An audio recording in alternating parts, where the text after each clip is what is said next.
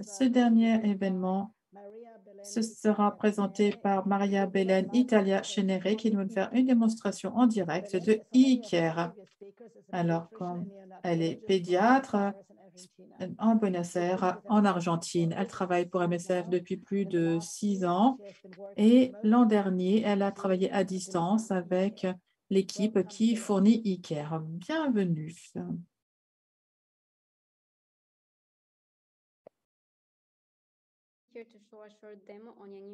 Alors, c'est une petite démo, donc petite présentation rapide du programme e-care. Ça a démarré en 2018, mais ça a commencé depuis 2016. Donc, e-CarePed permet aux enfants âgés de 2 mois à 5 ans d'être aidés. C'est pourquoi on a mis en place e-Care Young Infants, ça va être pour les enfants plus jeunes.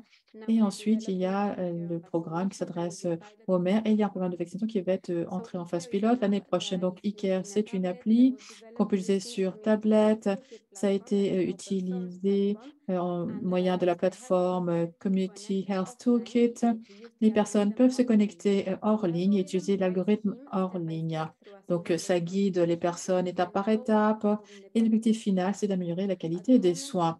À l'heure actuelle, eCarePed est utilisé dans 6 pays, environ 30 sites de santé et Young Infants va être déployé dans les mêmes projets. Nous venons de terminer le pilote pour eCare Young Infants au Niger. Nous collectons le feedback avant de mettre en place des améliorations avant le déploiement final. Donc, ça couvre les sujets suivants. Nous voulons détecter les jeunes nourrissons gravement malades. S'il n'y a pas de danger, eh bien, nous allons passer aux soins essentiels du nouveau-né. Et si la mère est présente, eh bien, nous évaluons les besoins de santé de la mère. Nous évaluons également l'état nutritionnel de la mère et de l'enfant. Je vais maintenant vous montrer brièvement l'algorithme.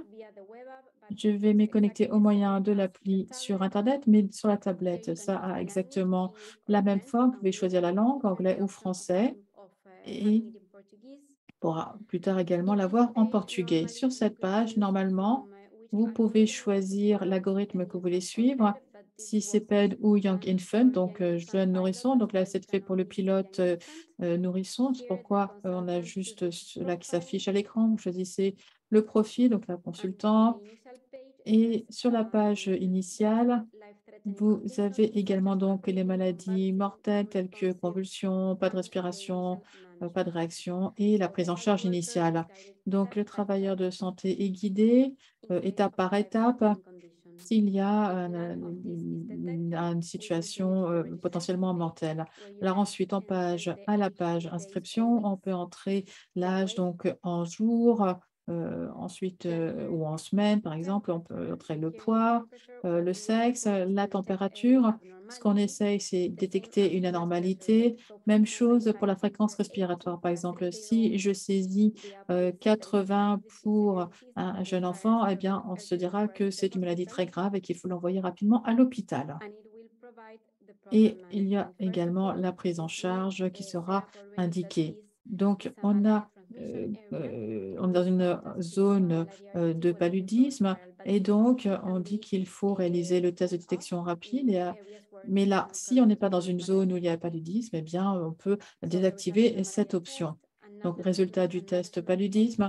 Et ensuite, on passe à la prise en charge de la maladie très grave. Donc, est-ce qu'on peut envoyer le bébé ailleurs ou pas? Donc, si ce n'est pas possible, eh bien, on prescrit de l'ampicilline et de la gentamicine, comment préparer les produits, comment les administrer, et ensuite, comment réaliser le suivi à 12 heures pour la dose d'ampicilline et le lendemain pour l'administration ampicilline plus gentamicine, et ce qu'il faut faire lors de chacun de ces rendez-vous de suivi. Alors, cet algorithme est assez exhaustif. Il peut être long ou court, ça dépend un petit peu de la situation. Et je vais vous montrer quelques captures d'écran des autres sections, telles que celle-ci ici. Donc ça, c'est pour une consultation nouveau-né. On demande si c'est la première fois que le bébé participe à une consultation postnatale, est-ce qu'il est né à la maison? Et si c'est le cas, donc comment réaliser les premiers gestes de prophylaxie? et comment réaliser un examen physique complet pour détecter des anomalies congénitales. Si la mère est présente, comment évaluer les besoins de santé de la mère en commençant par les problèmes cliniques tels que infection, éclampsie, thrombose, comment évaluer l'état nutritionnel et ensuite dépistage rapide de la santé mentale pour détecter la psychose ou la dépression postpartum. Ensuite, l'évaluation nutritionnelle de l'enfant, donc différents paramètres sont inclus, différentes situations qui peuvent avoir un impact sur l'alimentation.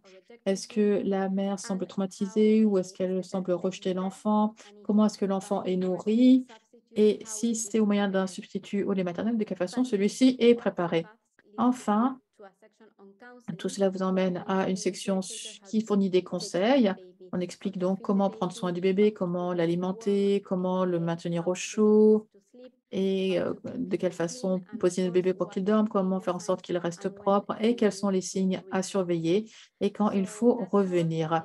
Donc voilà, je vous remercie de votre attention et j'espère que vous irez y faire un tour. Très bien. Merci, merci beaucoup, Belen. Merci pour cet outil e-care. Ça peut être très, très utile, surtout dans les endroits isolés. Ça peut être utile pour la formation et aussi pour le travail sur le terrain.